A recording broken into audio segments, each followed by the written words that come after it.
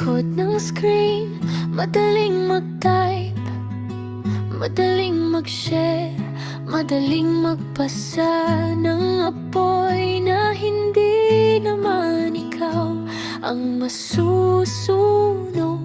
Pero sa likod ng pangalan, may isang tao.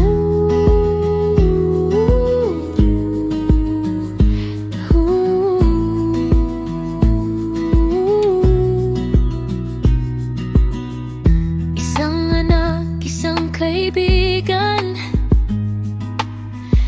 isang pusong tumitipok na hindi humiling maging viral.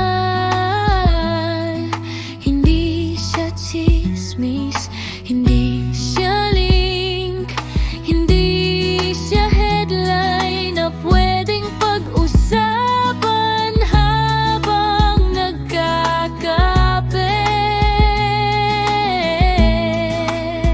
Tao siya,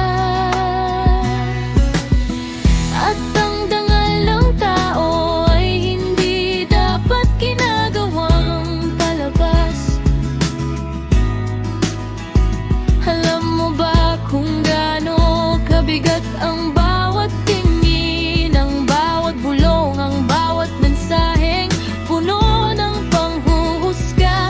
Hindi natin alam ang buong kwento, pero alam natin ang tama.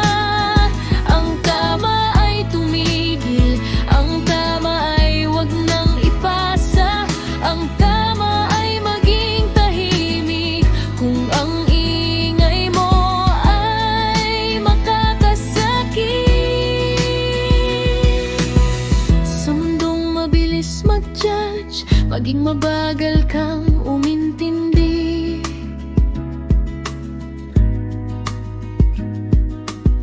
Sa mundong gustong manood, maging isa kang handang magtakip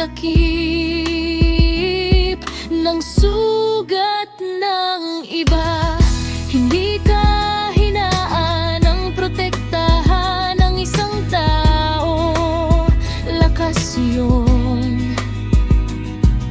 Hindi ka bawasan sa'yo ang magbigay ng respeto.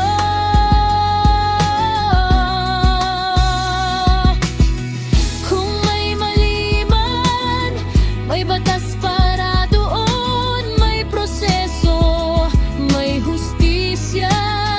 Pero ang kahihiyan na pinapasa natin sa isa't isa ay hindi hustisya. Ito'y sugat na tayo rin ang gumagawa.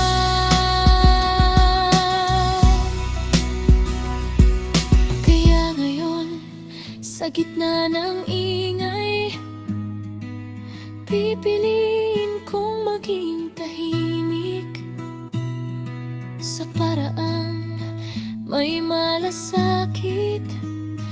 Pipiliin kong maging boses na nagsasabi, tao siya at karapat dapat siyang igalang.